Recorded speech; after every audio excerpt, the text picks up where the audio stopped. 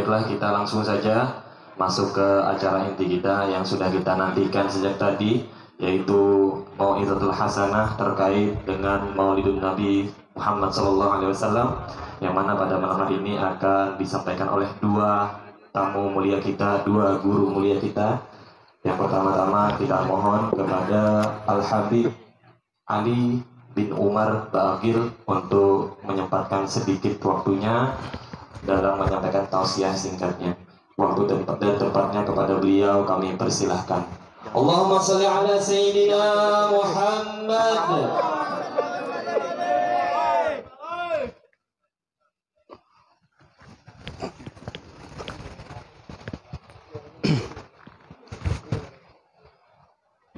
Alhamdulillahirabbil alamin. Wassalatu wassalamu ala asyrafil anbiya'i wal mursalin Sayyidina Muhammadin wa ala alihi wa sahbihi ajma'in, amma ba'd. Yang kami muliakan pejabat pemerintah baik militer maupun sipil, yang kami muliakan pendiri Majelis Nurul Yakin dan segenap jajaran pembantu Majelis Nurul Yakin, yang kami muliakan Habib Nizar bin Ali Al-Kaf dan para kiai, para ustadz, hadirin hadirat rahimakumullah. Alhamdulillah, kita telah ditemukan Allah Subhanahu wa taala di tempat yang penuh barokah, waktu yang barokah, malam yang barokah, bulan yang barokah dalam memperingati kelahiran Nabi kita Muhammad sallallahu alaihi wasallam.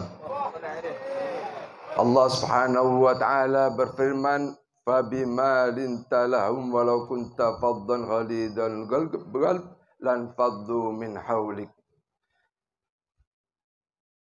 Maka dengan rahmat Allah yang dilimpahkan kepadamu wahai Muhammad, kamu diberi hati yang lembut, lunak kepada umatmu, kasih sayang besar terhadap umatmu. Jikalau kamu punya hati yang keras, pegangan dan prinsip yang keras, niscaya mereka semua akan lari darimu. Dari kalimat rahmat Allah SWT yang diberikan kepada umat Nabi Muhammad sallallahu alaihi wasallam lewat Rasulullah sallallahu alaihi wasallam, maka Rasulullah dijadikan sebaik-baik Rasul karena memiliki rahmat yang luar biasa kepada umatnya. Maka umatnya dijadikan sebaik-baik umat, sebaik-baik pengikut, maka kelak masuk surga bersama Rasulullah sallallahu alaihi wasallam, termasuk umat-umat yang pertama kali dihisab oleh Allah Subhanahu wa taala sebelum umat-umat yang lainnya. Ini termasuk kemuliaan dari Allah Subhanahu wa taala kepada umat Muhammad. Seandainya kalau hisab kita, perhitungan kita di hadapan Allah Subhanahu wa taala diurutkan lewat tertib mulai Nabi Allah Adam, kita nunggunya lama luar biasa. Mana kelebihannya umat Muhammad? Mana keistimewaannya Muhammad? Maka dari situ kita ketahui keistimewaannya Muhammad, umat Muhammad, yaitu hisabnya didahulukan biar tidak lama nunggunya.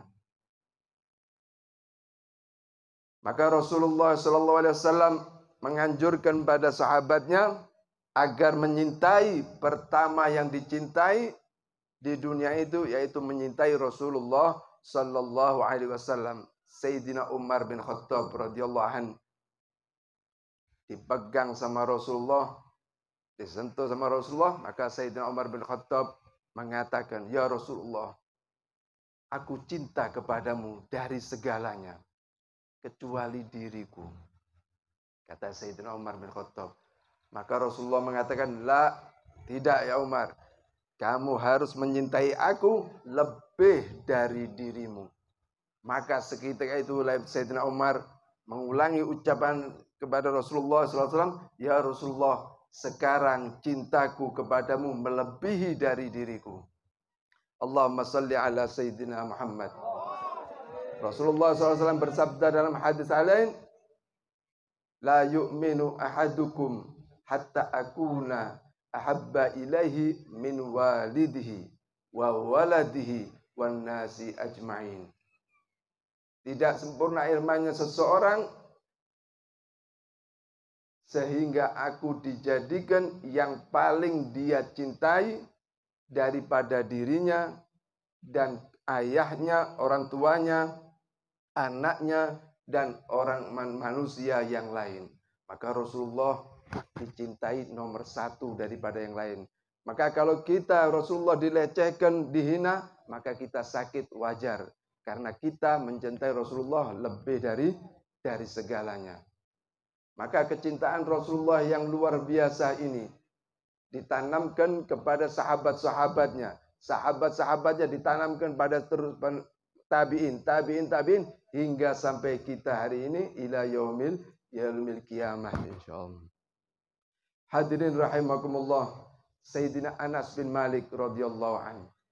Dia cintanya sama Rasulullah luar biasa. Didoakan sama Rasulullah panjang umurnya, banyak rezekinya, banyak anaknya. Maka Sayyidina Anas bin Malik mengingat dua hal, ada yang menggembirakan, ada yang menyusahkan. Ingat pertama ketemu dengan Rasulullah sallallahu alaihi wasallam, Anas bin Malik gembira luar biasa. Kemudian ingat berikutnya, mengingat meninggalnya Rasulullah sallallahu alaihi wasallam, Anas bin Malik sedihnya luar biasa. Bagaimana dengan Sayyidina Umar bin Khattab tatkala mendengar Rasulullah SAW meninggal, maka Sayyidina Umar bin Khattab mengatakan teman para sahabat, barang siapa yang mengucapkan Muhammad meninggal, Rasulullah meninggal, akan saya penggal kepalanya.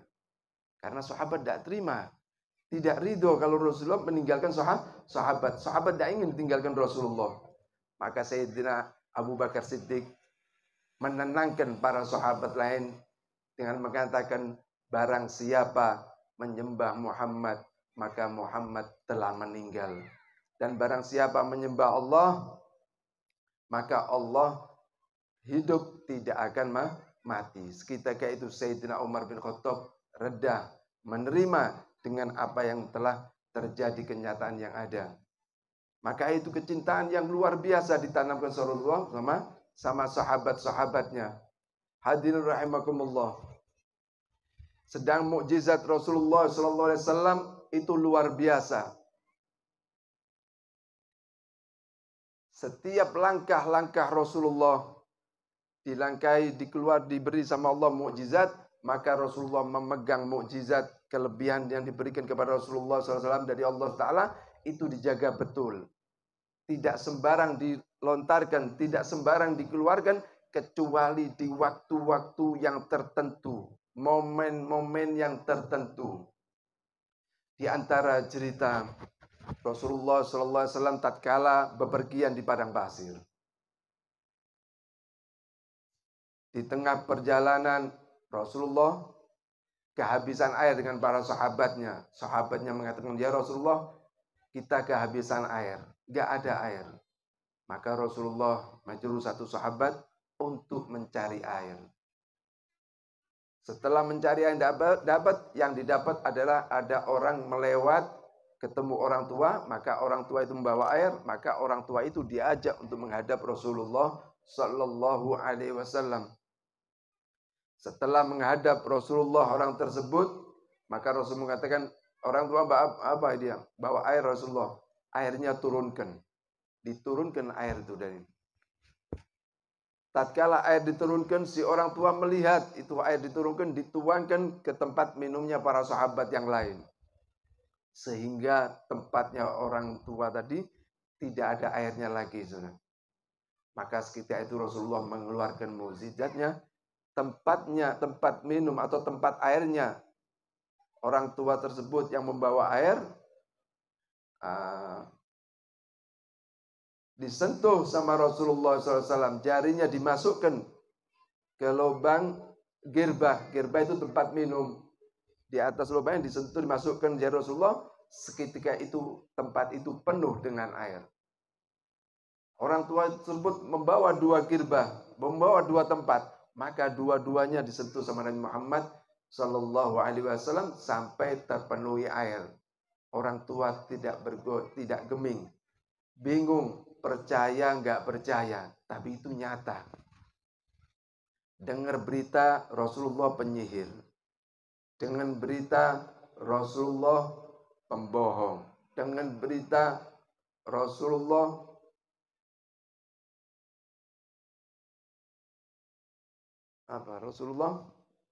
penyair. Semua itu tidak terbukti.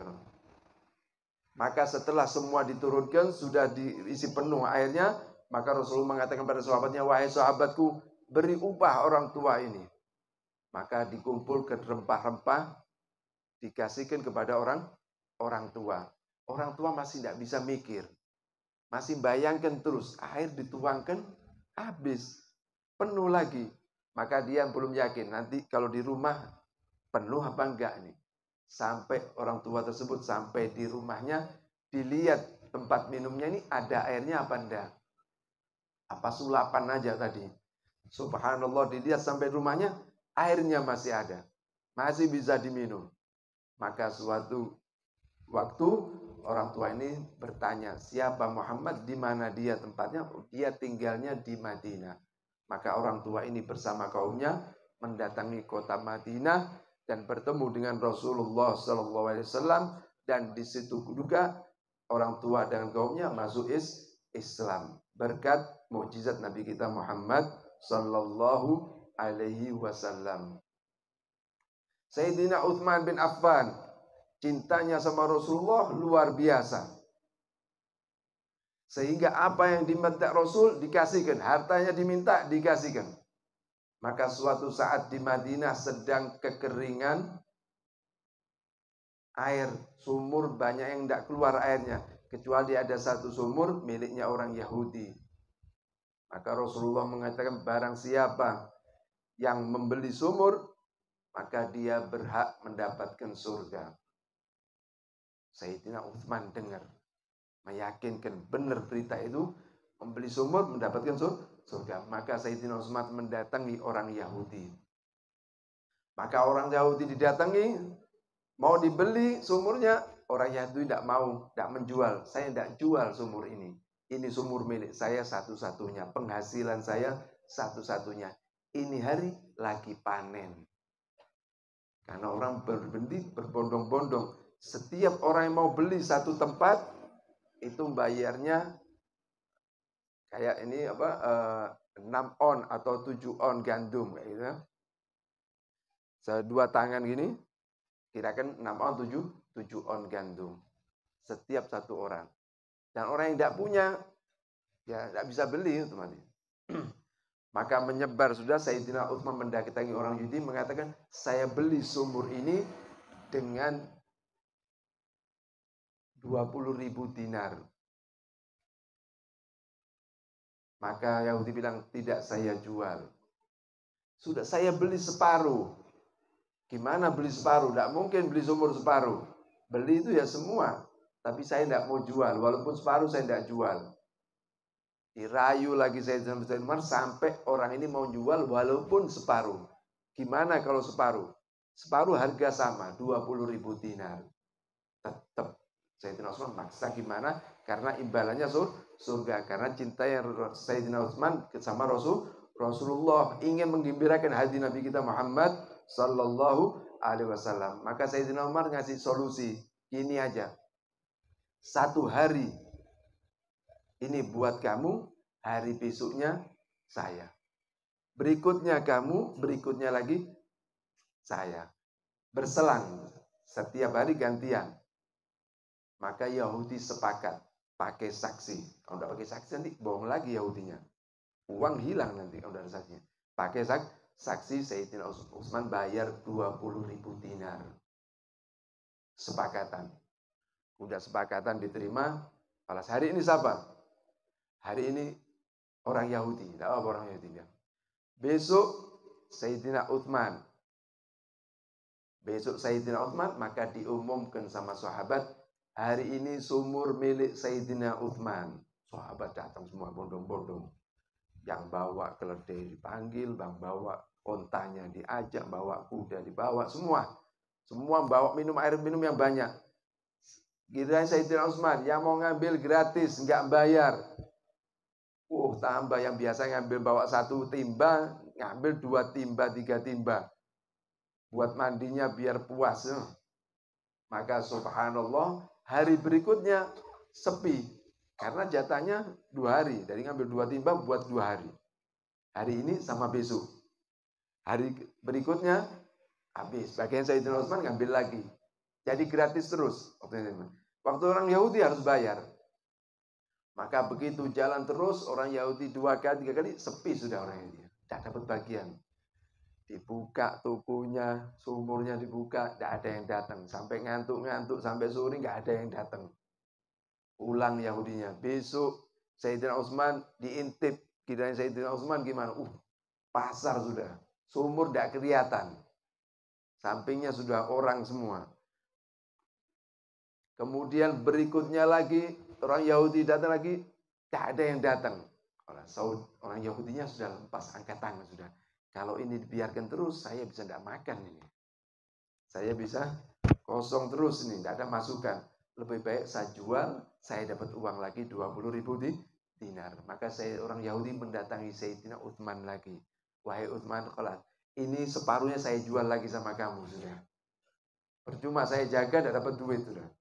Makanya separuh saya jual, maka dibayar sama Sayyidina Utsman kekurangannya. Maka sumur itu menjadi milik Sayyidina Utsman. Sampai sekarang di Madinah, itu sumur miliknya Sayyidina Utsman. Namanya sumur Raumah.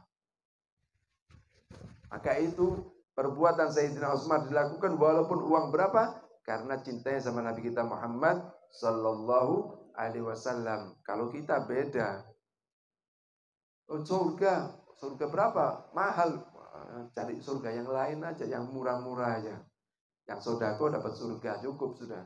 Tidak pakai mengeluarkan uang jutaan, miliaran. Cari yang murah, yang 100 rupiah, dapat surga, itu yang dipilih. Mau apa? Yang penting ikhlas.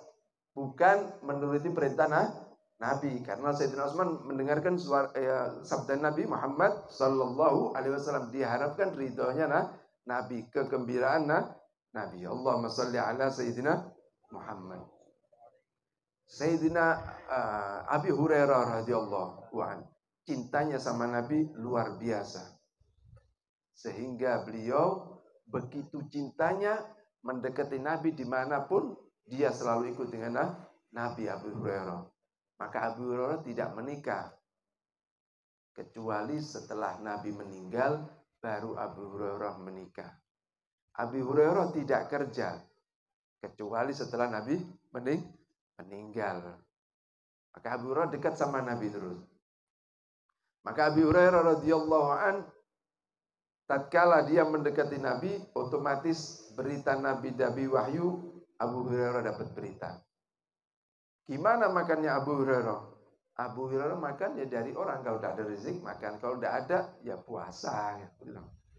Suatu saat tidak ada dapat makanan Abu Hurairah, hingga perutnya lapar luar biasa.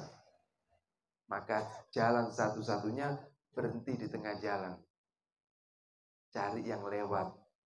Kalau sudah ada yang lewat, ditanyai tentang wahyu, apakah ada wahyu datang. Karena sahabat kalau dibilangnya ada berita wahyu datang, nanti diajak ke rumahnya, kasih makan. Abu Hurairah di tengah ketemu sama Abu Bakar. Assalamualaikum, waalaikumsalam. Gimana Abu Bakar? Apakah ada wahyu datang? Abu Bakar diam, tidak komen. Lewat lagi, lemes Abu Hurairah. Ketemu Sayyidina Umar juga gitu. Ada wahyu datang yang baru, berita baru yang menyenangkan dari Nabi Muhammad SAW. Tidak ada yang komen Sayyidina Umar. Lemes lagi Abu Hurairah. Maka setelah itu berapa sahabat sudah lewat? Rasulullah melewati Abu Hurairah. Abu Hurairah, ya Rasulullah, ada apa diam di jalan ini?